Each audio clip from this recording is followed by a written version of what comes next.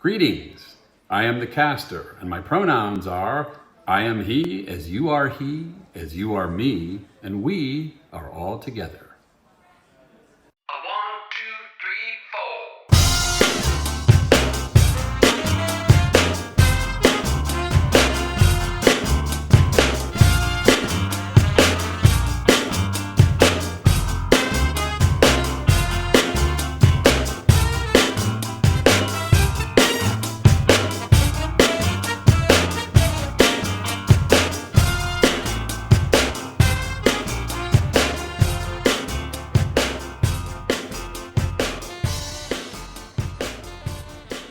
Greetings and welcome to another episode of A Very Odd Caster. So I'm going to get right into it here. I pulled out an interesting news article from the NBC website, NBC.com. And the headline really caught my attention. It says, "Why do standing ovations now seem obligatory?" And that quickly resonated with me because it dawned on me that I've noticed the same thing. Just in passing and fleeting moments, I've noticed it seems like we're always standing and giving these huge ovations regardless of the quality of the production or the product in which we are witnessing. So I decided to take a look at this article. This was written by a psychologist by the name of Maggie Mulqueen. Love the name, by the way. And she was primarily writing about her experiences going to concerts and plays and other forms of entertainment. And she says, I'm just going to read little parts of it here. "Over my lifetime, the cultural norm of standing ovations has gone from rare to common, which makes it hard to acknowledge an actual masterpiece." She writes, "Indeed, it often feels as if the standing ovation is anticipated before the first line is spoken or the first note sung. Maybe it's steep ticket prices that create a self-fulfilling prophecy. A performance has to be great to justify spending a week's pay on a night out. Amen. Perhaps it just makes for a better selfie if you are standing at the end of the performance. Or it's done unreflectively because performances can be staged in such a way as to manipulate this response. It's also possible this phenomenon is an extension of the everyone gets a trophy culture, also known as the participation trophy culture. That's a whole other topic for another day." So that's a very interesting take that it could be related to the participation trophy generation. But one thing I found, what resonated with me, is not so much how this happens in plays and concerts and whatnot, sort of formal performances, but it happens in every type of public forum. It happens, well, certainly it happens in like school plays, no matter how atrocious they are, everyone's clapping and everything. And, most school productions range from decent to, good God. Doesn't matter. Standing ovation is in store. But even beyond that, things like speeches in auditoriums and whatnot. It seems like people are so quick to stand up and give these roaring ovations. And it always seems like there's a few that get it started. There's a few people that stand up and they're like, kind of the virtuous ones. And then a few people around them are like uncomfortable, and they stand up and they're like, yeah. And then it kind of leads to more and more people who are feeling more and more awkward about it. That would be me. I'm usually one of the last ones. I'm like, oh, God, I was just getting comfortable.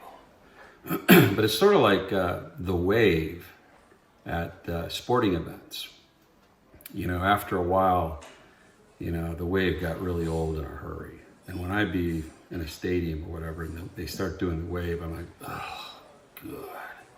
You know, at first I'd play along, but after a while, I'm like, you know, I'm not sure what it is though, but it's certainly something that I've noticed, and so has the psychologist Maggie Mulqueen.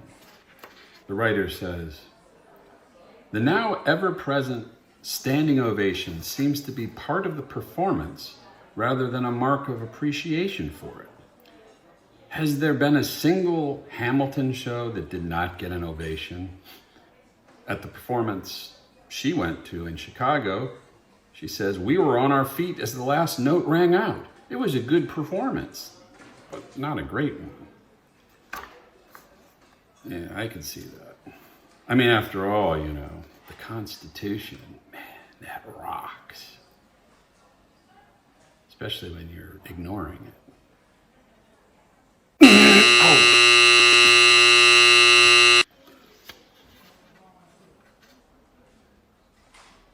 Whatever the cause, it generates another problem, the requisite encore. Rarely does an encore feel spontaneous these days.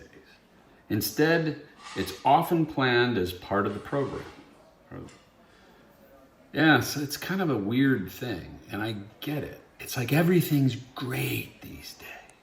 Everything's great. You can kind of understand the school play because they're all parents and friends there, right? They just want to give love and support. You know, you bring flowers to the performers, usually the girls, sometimes the guys too, and you know, and there's a lot of support and love there. So it doesn't really matter in those situations whether the production is good, bad, or god awful. You know, they're going to get love. It just does seem like everything is, you know, it's kind of drifted towards this situation where everything's great. It's kind of like in youth baseball. Everyone's playing select or travel baseball these days, and the little leagues have suffered for it. That's another topic for another show. But it's the same sort of thing. It's like, you know, once everything is great, nothing is great, right? That goes for bad stuff too. But at the end of the day, there is one big advantage, one positive coming out of the standard standing ovation these days. It's a perfect opportunity to slip a whoopee cushion on somebody's chair. Now, there's also a similar themed article. This one was in Vox.com. Vox. Written by a Sarah Morrison. This was a very lengthy piece, and the headline was, it's along these same lines, everyone wants a tip now. Do you have to give them one? And so she gives a bunch of examples of how people go out to different places, and they're always confronted or pressured, it almost seems like, to give a tip. She's calling it tipflation. She says, thanks to touchscreens and the pandemic, tipflation is everywhere, and it's hard to say no. No, it's not. I don't know. I mean, you might want to say this is like kind of a contemporary thing, that it's old school to only tip people who are actually giving you service when you're seated and whatnot. But no, I think I draw the line on that, you know. But I agree. Everywhere you turn, you're being prompted to tip somebody, and even like Uber, and I always tip the Uber driver. You know, I give a tip, and then they prompt me for another tip. I'm like, no. You get one bite at the apple, dude. So So it's very weird. So this Vox story by Sarah Morrison goes on for 1, 2, 3, 4, 5, 6, 7, good God, 8 pages with all these examples. And it's pretty much, taking businesses to task for pressuring their customers to constantly tip. You go in a little sandwich shop or wherever, there's a little cup there that says tips, And if it's a high school kid or a college kid working behind there, you might be inclined to say, all right, kid, here's a little change, take that back to college with you. So Sarah Morrison writes, sometimes it seems as though everywhere you go, you're asked to chip in a little something extra, even for things that weren't tipped services just a few years ago. Tips are requested at automatic car washes, for Botox treatments, even for smoothie making robots, usually through those touchscreen tablets a lot of businesses use as their point of sale systems, or POS, which also stands for piece of shit. But I digress. Thanks to a combination of technology, social pressure, and a pandemic that accelerated the adoption of contactless digital payment methods, those tablets have become ubiquitous, and so have the tip requests. At a time when the prices of many goods and services are already far higher than they used to be due to inflation, we're paying even more again to the workers who provide them. Call it tipflation, if you will.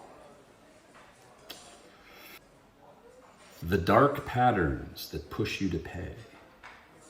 She writes, tipping is supposed to be a reward for excellent service, but studies have shown that the vast majority of people are motivated more by social pressure. Tipping is expected of them, and they don't want to deviate from a long established norm, especially if other people are watching and possibly judging them. Just imagine if people were on Twitter nearby. Digital POS systems aren't the only way a business will request tips, but it's one of the newest as well as one of the hardest to refuse. Unlike tip jars on a counter, which are easy to ignore, unless they're like, or writing a tip on a receipt, tip by tablet becomes a public affair. You're forced to declare your level of generosity or cheapness to anyone within eyesight, including your server.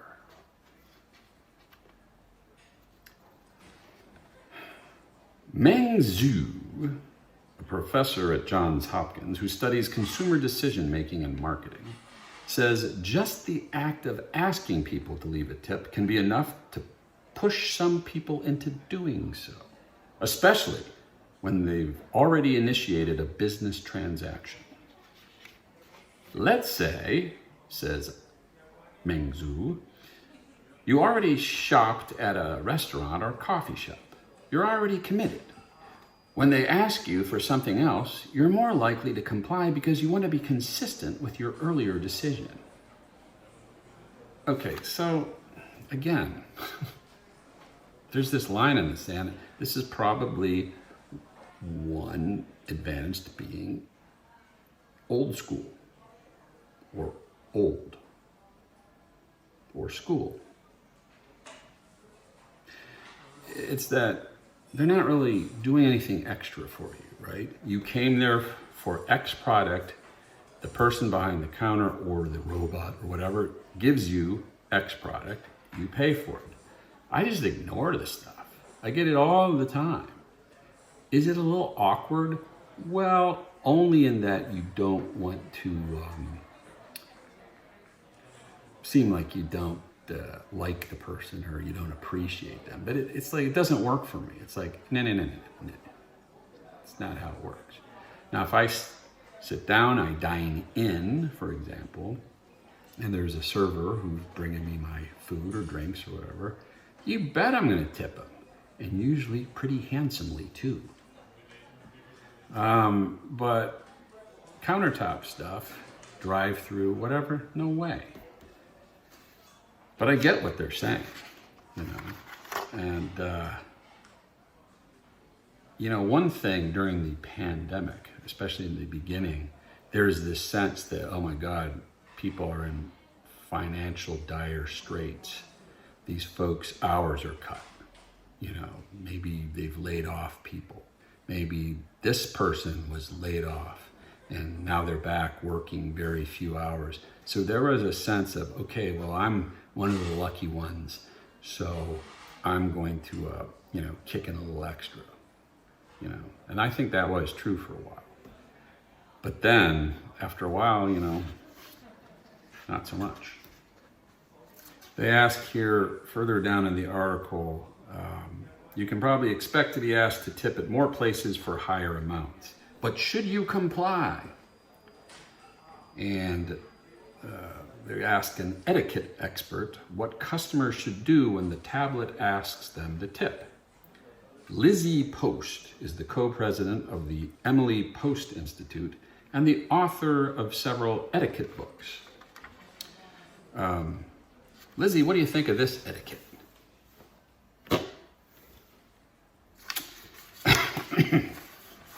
Lizzie said that if you're asked to tip for a service that doesn't traditionally ask for tips, there's nothing wrong with saying no. Amen. Quote, I think it's really important not to give in to the guilt, Post said. I tend to personally say if it's not a traditional tipping situation and nobody's gone above and beyond to create some kind of amazing experience or be extraordinarily helpful, I'm hitting no tip in those moments and not feeling terribly bad about it. Well, yeah, that's what I've been saying. Anyhow, this thing goes on 8 pages, but then at the very end of the article, believe it or not, it says, after the article is concluded, Vox says, will you support our work? Millions turn to Vox to understand what's happening in the news. Our mission has never been more vital than it is at this moment. To empower through understanding. Financial contributions from our readers are a critical part of supporting our resource-intensive work and help us keep our journalism free for all. Please consider making a financial gift to Vox today. So they spend 8 pages telling us how inappropriate it is, or awkward or uncomfortable it is, for every business out there to be begging for tips constantly. And then at the end of this article, they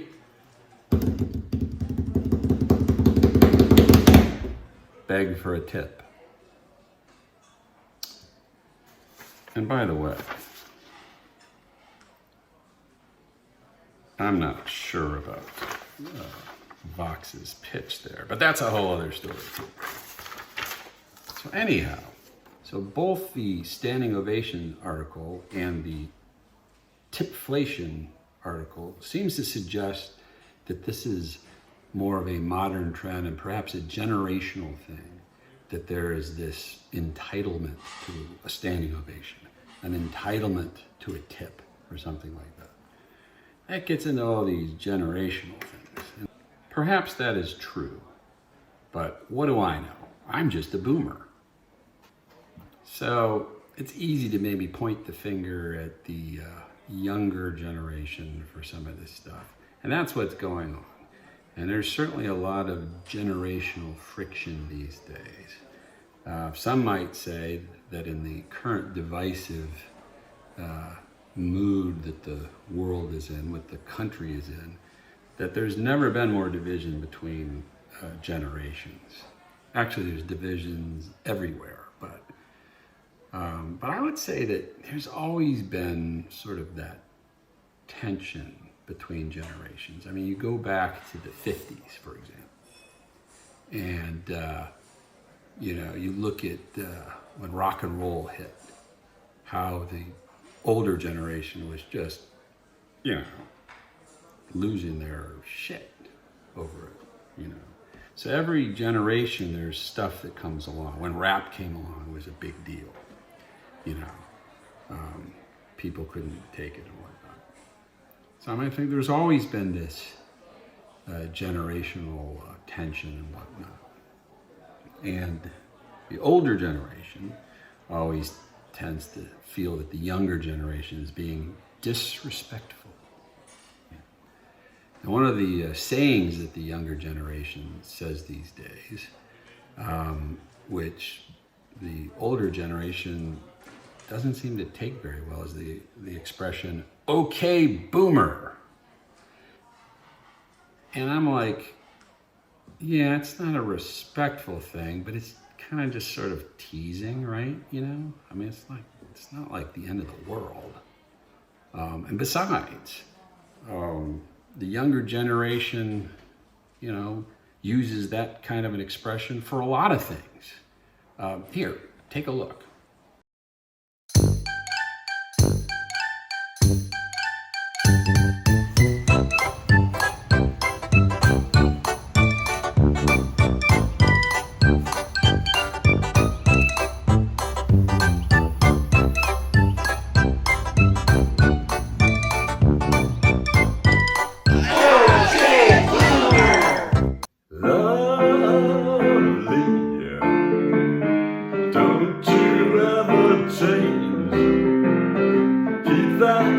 Breathless charm.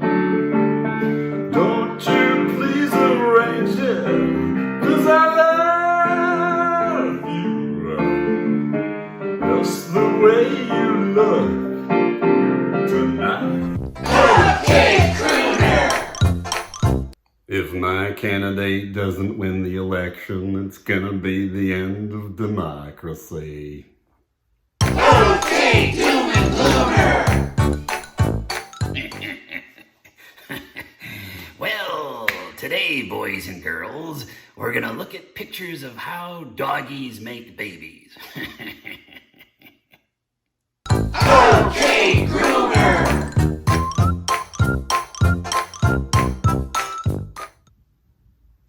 Last night I dreamed that I was a big long dock, and all the boats were tied up to me. Okay, Lunar! Okay, Mooner!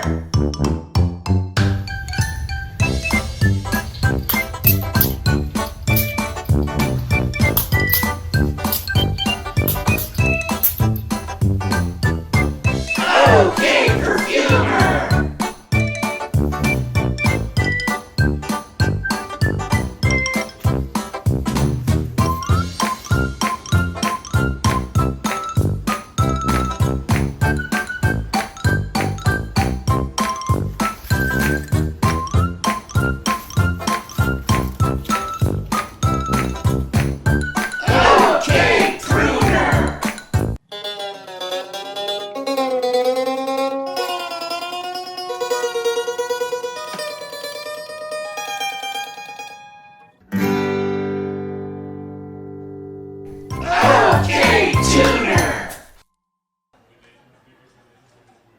See, all those expressions involved me, and I'm not offended. Okay, now let's turn to the world of sports, shall we?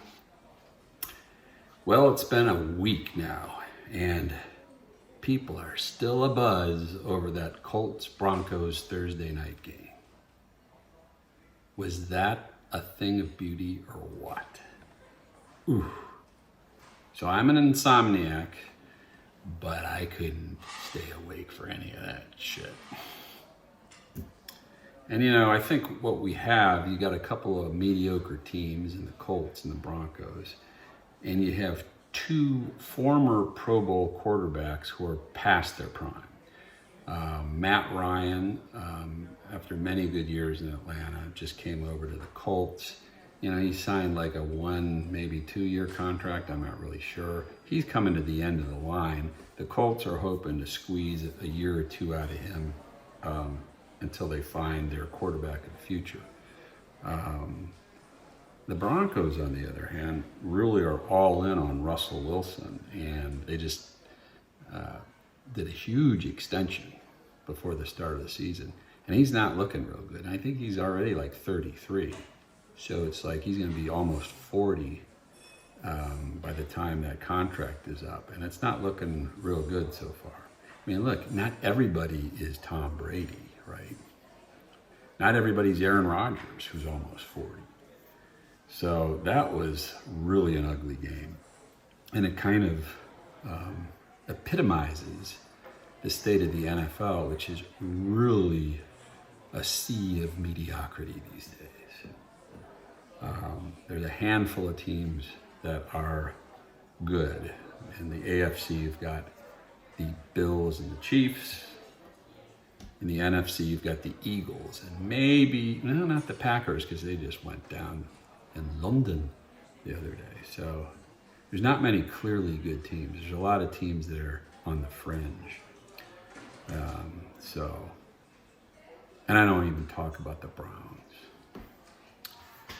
And finally, it's time for your 2 cents, where I read your emails about whatever it is that's on your mind. And if you'd like to email to get stuff off your chest, just send an email to veryoddcaster@gmail.com. That's veryoddcaster@gmail.com.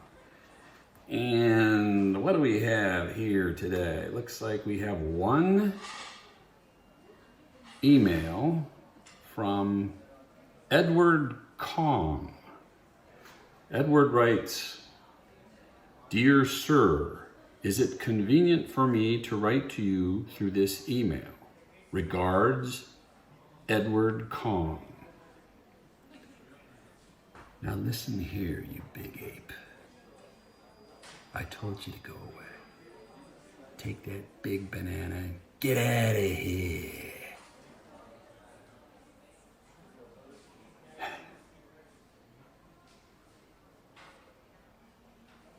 Good day.